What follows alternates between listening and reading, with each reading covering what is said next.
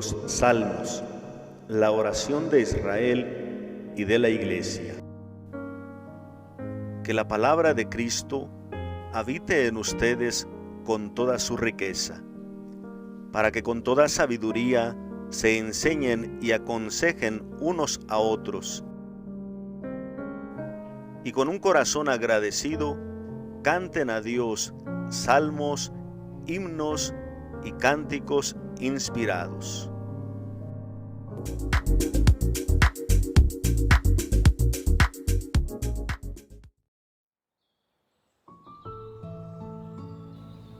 Salmo 75.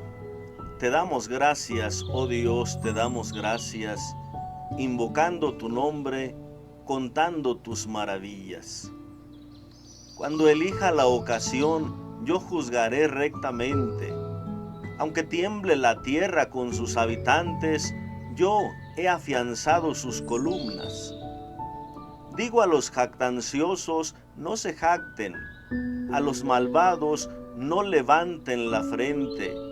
No levanten la frente contra el cielo, no hablen insolencias contra la roca. No es de oriente ni de occidente, no es del desierto ni de la montaña. Es Dios quien gobierna, a uno humilla, a otro ensalza. El Señor tiene una copa en la mano, un vaso lleno de vino espumoso y drogado.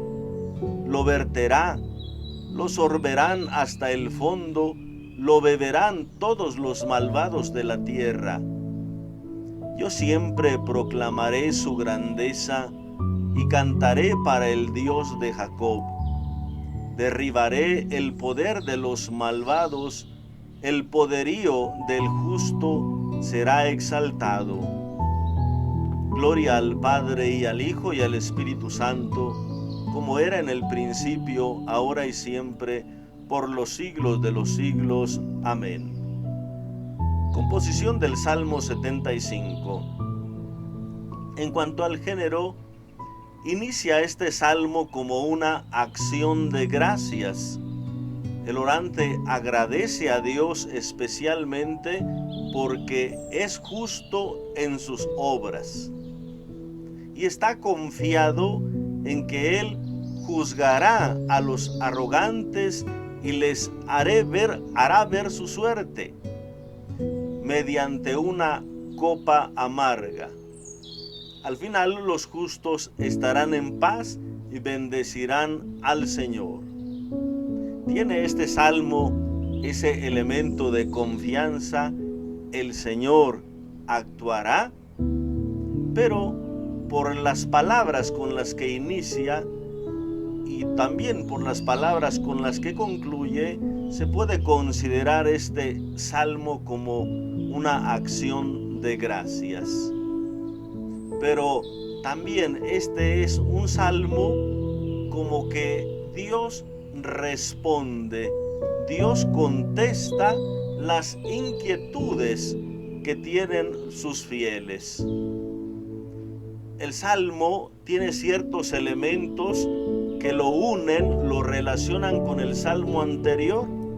El Salmo 74 había insistido en aquellas preguntas del orante, viendo cómo triunfan los malvados, viendo cómo el pecado, la maldad crece, echa raíces y no se vea para cuándo pueda llegar la justicia, como con cierta desesperación que se le pide a Dios cuándo va a actuar o hasta cuándo tendremos que soportar esto, como si este Salmo 75 fuera la respuesta. Es Dios quien dice al malvado, se le ha fijado un plazo y yo en su momento actuaré. Hay algunos autores que consideran que sería una sola oración continuada, como una sola composición entre el Salmo 74 y el 75, pero la mayoría de los autores, y lo más apropiado es pensar que son dos oraciones independientes, dos oraciones distintas, simplemente que el redactor, o más bien el recopilador de estas oraciones o de los salmos, pues los va estudiando también con sus géneros y los va acomodando uno tras otro cuando él ve conveniente. Hay que pensar esto más bien como un trabajo de aquel recopilador de estas oraciones y que supo acomodar muy bien el Salmo 75 para entenderlo también como una respuesta a esas inquietudes que tiene el ser humano sobre el actuar de Dios. ¿Cómo podemos estructurar el Salmo 75? El verso 2 habla de la asamblea, es la reunión, el orante junto con los demás que da gracias a Dios. Y luego los versos 3 al 6 serían las palabras que dice Dios. Primero, los versos 3 al 4 hablan del tiempo oportuno que Dios dice llegará en su momento mi acción. Y los versos 5 y 6, las palabras que Dios le dice de advertencia a los arrogantes, a los pecadores. Luego los versos 7 al 9 son algunas frases, algunas máximas sobre el actuar de Dios, cómo se describe ese actuar de Dios.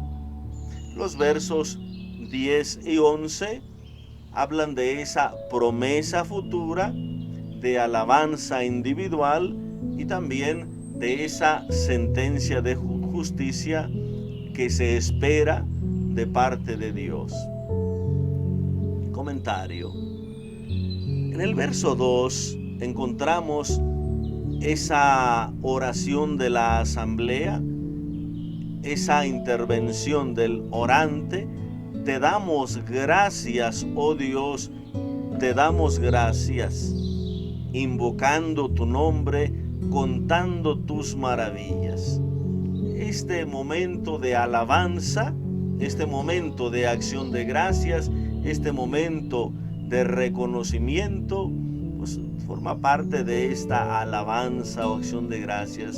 Es decir, como que el orante junto con la asamblea va a meditar que Dios es sabio en sus tiempos, que Dios sabe en qué momentos debe actuar y por eso se le reconoce, se le alaba, se le da gracias. Versos 3 y 4. Cuando elija la ocasión, yo juzgaré rectamente. Aunque tiemble la tierra con sus habitantes, yo he afianzado sus columnas. Aquí como que se invita a la comunidad a que sepa respetar el tiempo de Dios. No hay que tentar a Dios pidiéndole o forzándole que ya haga las cosas. ¿Cuándo? Ya. Por ejemplo, en Judith 8, del 12 al 13 podemos leer: ¿quiénes son ustedes para retar a Dios, para tentar a Dios? Ponerle públicamente, ustedes ponerse a sí mismos públicamente por encima de Él. Han puesto a prueba al Señor Todopoderoso, ustedes no entienden nada. ¿Por qué les dice Judith estas palabras a los ancianos? Porque ellos, al sentirse rodeados por los enemigos, le dijeron a Dios: vamos a esperar 5 días. Tienes 5 días. Ya si no haces nada en estos 5 días, pues ya veremos nosotros. Vean, ponerle un plazo a Dios. Y Judith les va a decir: no, ¿quiénes son ustedes para ponerse por encima, para ponerle un plazo a Dios? Isaías 5:18. Ay de los que dicen que se dé prisa, que apresure su obra para que la veamos. que se cumpla enseguida el plan del Santo de Israel para que lo comprobemos. Es decir, cuando el profeta les dice, paciencia, Dios actuará, y a ver, ¿dónde está? A ver, que se apresure. Y el profeta dice, ay de esos que quieren tentar a Dios, apresurarlo. Ezequiel 12, 21, dice 21, 22, me dirigió la palabra el Señor, hijo de hombre. ¿Qué significa ese refrán que dice la tierra de Israel? Pasan días y no se cumple esa visión. Pues diles, esto dice el Señor, acabaré con ese refrán y no volverán a repetirlo en Israel. Diles tú este otro, ya está llegando el día en que se cumplirá la visión, porque ya no habrá visiones vanas ni vaticinios engañosos en la casa de Israel. El pueblo anda diciendo, cuando el profeta les dice que Dios va a actuar, ¿cuándo? Son palabras vanas. Es una manera de tentar a Dios, de querer exigirle el tiempo en que Él va a actuar. Y por eso dice Dios, cuando yo vea oportuno. Vean, cuando yo elija la ocasión, voy a juzgar. Dios tiene su momento, Dios tiene su tiempo. El griego, especialmente en los textos del Nuevo Testamento, y también el griego de la Biblia de los 70, utiliza dos palabras distintas para referirse al tiempo. La palabra cronos hace referencia al tiempo común, tiempo normal, como de ahí viene la palabra el tiempo cronológico, las fechas, el año, los días, las horas, 2 años, 5 años en el mes de tal o tal, es decir, el tiempo cronológico. Pero utiliza la palabra kairos para referirse al tiempo oportuno. ¿Cuándo? Cuando sea oportuno. ¿Cuándo? Cuando Dios vea conveniente. Hay frases en el Nuevo Testamento que se dice cuando Dios vio la plenitud de los tiempos, o cuando llegó la plenitud de los tiempos, cuando Dios vio oportuno. El tiempo de Dios es cuando Él sabe con su sabiduría grande, su omnisciencia, su poder, en qué momento hace una cosa o hace otra. ¿En qué momento nos lleva por aquí o por allá? Es el tiempo de Dios, el kairos, el tiempo conveniente, el tiempo oportuno. Vean, Habacuc también había presentado al Señor esa queja. Vean, tus ojos son demasiado puros para estar mirando el mal. No puedes estar contemplando la opresión.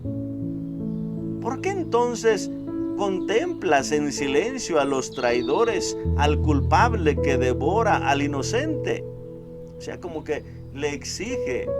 O sea, eres tan santo que no te das cuenta dónde está el mal. O sea, es lo que le dice el profeta a Dios. ¿Cuándo vas a actuar? Y en Habacuc 2, del 1 al 4, viene la respuesta de Dios. El profeta se pone en actitud de estar vigilando. Me pondré de centinela. Haré la guardia observando, atento a ver qué me dice, qué responde a mi reclamo. Y el Señor me respondió: escribe la visión, grábala en tablillas, de modo que se lea de corrido, o sea, que se lea fácil. La visión tiene un plazo fijado.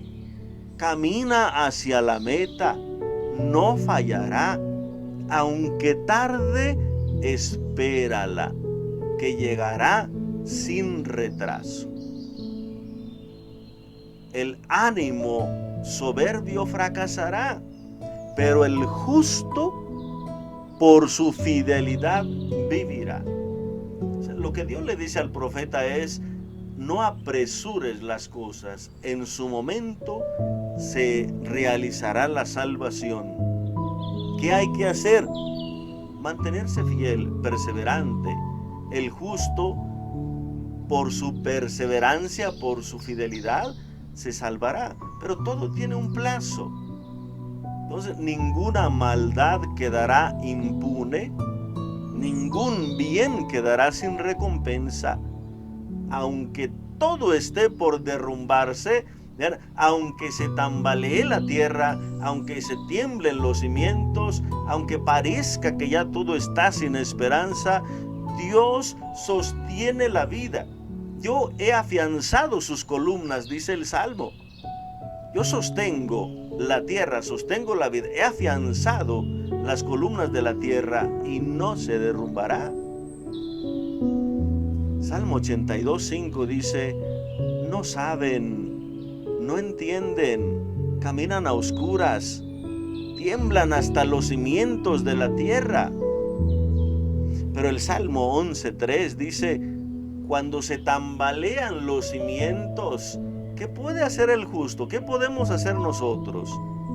Y ahí es cuando dice Dios: yo actuaré. Cuando parece que ya el tambalear de los cimientos se refiere a cuando ya no hay esperanza, ya no se ve justicia, los mismos cimientos de esta vida, que son la legalidad, la justicia, están por los suelos. Aún queda el Señor y Él actuará. Él tiene su tiempo. Esta parte es importante, saber que Dios actuará en su momento. Versos 5 y 6, las palabras que dice Dios a los arrogantes. Digo a los jactanciosos: no se jacten. A los malvados: no levanten la frente. No levanten la frente contra el cielo. No hablen insolencias contra la roca. Los orgullosos, los pecadores, los arrogantes ya están advertidos. No deben jactarse de su poderío. No deben provocar a Dios. Aquí hay algunos comentaristas que hacen referencia si estas palabras las dice el salmista, aquel que confía en que Dios tiene su tiempo, y él se siente como capacitado para hablar a los pecadores y les dice: ya vendrá su tiempo. Pero también hay otros autores donde atribuyen estas palabras a Dios. Es Dios quien le ha dicho a los arrogantes: no sean así, no se levanten contra el cielo. Siendo así, pues hay que pensar que se trata de la ley, donde ellos ya han estado advertidos. Así que no pueden levantarse contra el cielo. El texto habla de cuerno. No levanten el cuerno contra Dios, pero aquí se le traduce normalmente como la frente. O sea, no se envalentonen contra el cielo. No se sientan más poderosos que el cielo. No se pongan contra el cielo, contra Dios, contra la roca. Es decir, si se van contra la roca, pues ahí van a perecer. Pero los pecadores ya están advertidos. Versos 7 al 9, pues esas máximas de sabiduría sobre el actuar de Dios. No es de oriente, no es de occidente, no es del desierto, no es de la montaña, es Dios quien gobierna. Humilla a uno y a otro ensalza. Es decir, la salvación no viene de ningún punto de la tierra, ni de norte, ni de sur, ni de oriente, ni occidente. La salvación no viene del poderío de los pueblos. Probablemente está haciendo referencia a las potencias de alrededor, ni de oriente ni de occidente, es decir, ni de Babilonia, ni de Egipto, ni del norte tampoco, ni de Asiria, ni del desierto del sur. O sea, de ninguna nación, de ningún lugar puede venir la salvación.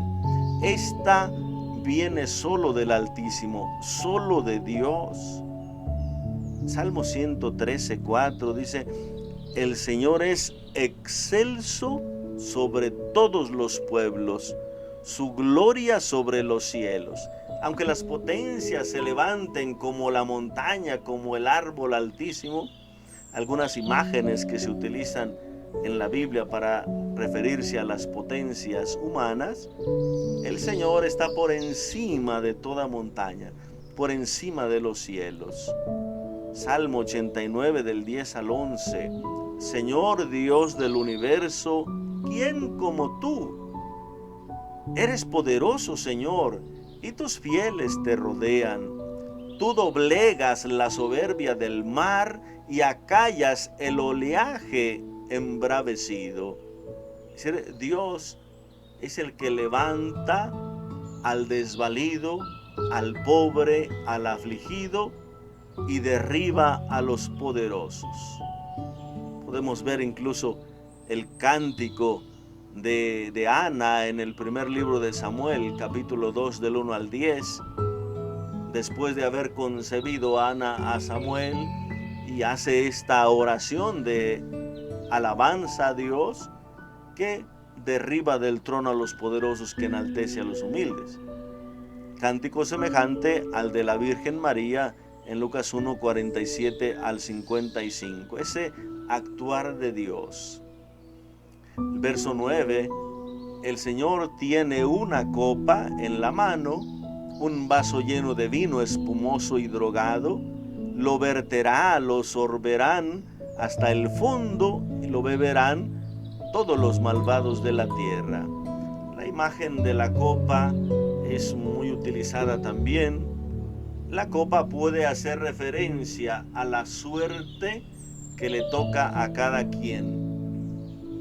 La copa era un recipiente donde se ponían, hoy diríamos como papelitos, quién sabe qué utilizarían en aquellos tiempos, algunas piedritas o algunos objetos para distinguir la herencia o la suerte que le tocaba a cada persona.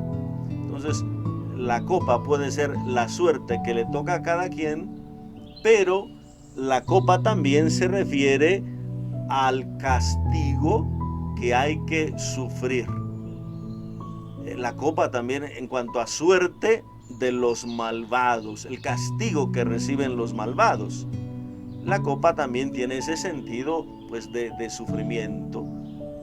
¿Se acuerdan que el mismo Jesús utiliza esta simbología cuando aquellos dos hermanos, Santiago y Juan, se acercan a él para decirle: queremos que nosotros nos sentemos, uno a tu derecha y otro a tu izquierda en tu reino?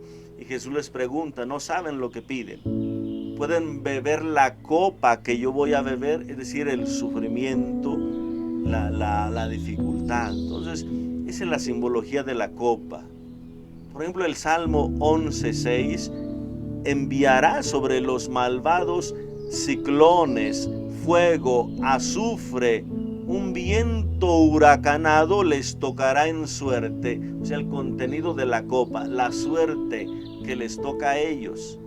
Salmo 65: diste a beber a tu pueblo una copa, nos hiciste probar un vino de vértigo. Es decir, que marea, que nos desestabiliza. Salmo 79:6: derrama tu furor, oh Dios, sobre los paganos que no te reconocen y sobre los reinos que no invocan tu nombre. Esta imagen de la copa, de la ira, del sufrimiento, es sobre todo tomada por Jeremías. Jeremías 25:11 dice: toda esta tierra quedará desolada y las naciones vecinas estarán sometidas al rey de Babilonia durante 70 años. Vean, ese es el anuncio del castigo que se dará a Jerusalén.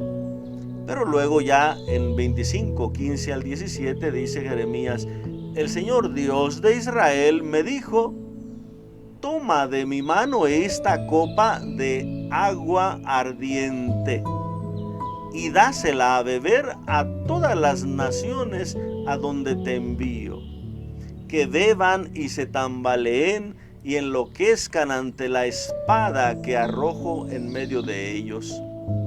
Tomé la copa de mano del Señor y se la hice beber a todas las naciones a las que me envió el Señor. Jeremías 48:26.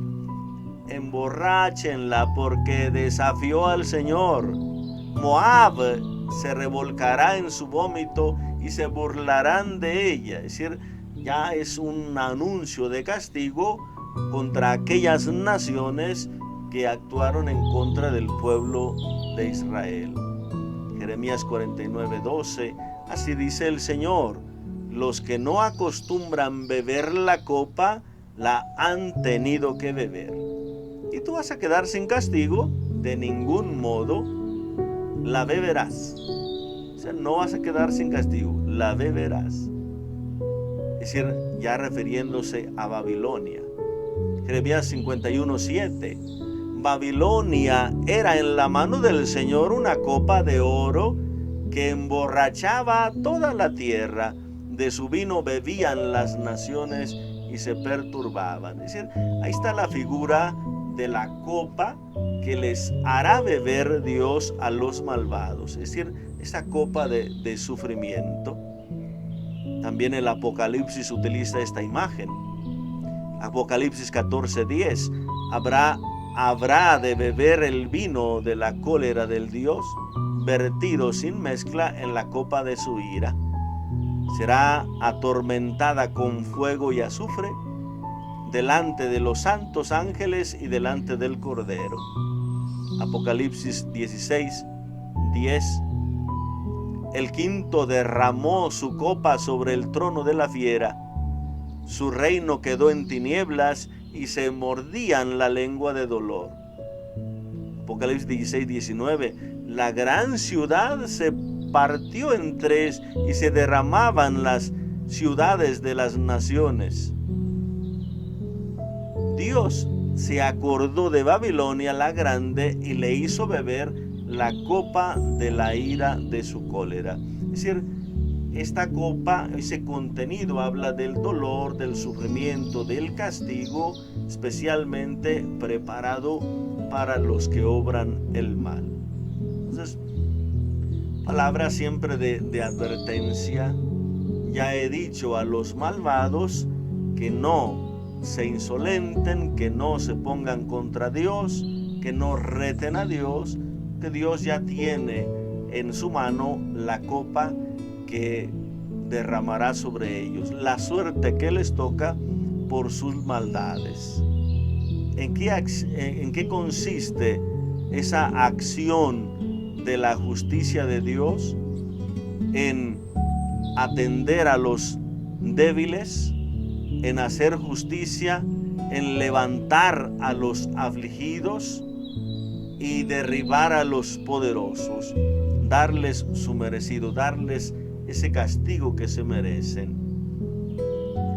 Eclesiástico 10, del 14 al 17, podemos leer: Dios derribó del trono a los soberbios, se sentó en él a los oprimidos.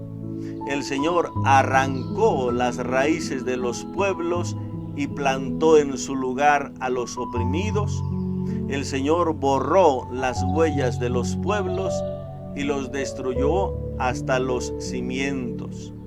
Los borró del suelo y los aniquiló, y acabó con su apellido en la tierra, con su fama, con su nombre.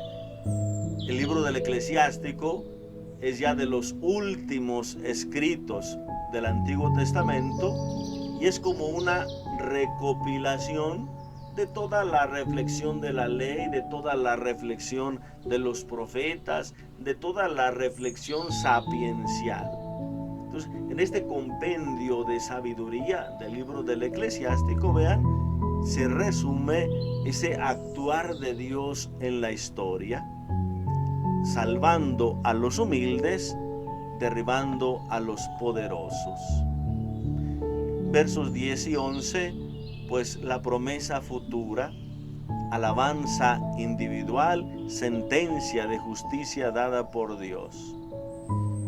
Yo siempre proclamaré su grandeza, cantaré para el Dios de Jacob, derribaré el poder de los malvados, el poderío del justo será exaltado. Con forma de máximas se utiliza este poder de Dios que viene a derribar el poder de los malvados. Se retoma otra vez esa imagen del cuerno, del poder. Primero les había dicho a los malvados, no levanten su cuerno contra Dios, es decir, no levanten su frente contra Dios, arrogantes, su cuerno, su poder, su arrogancia.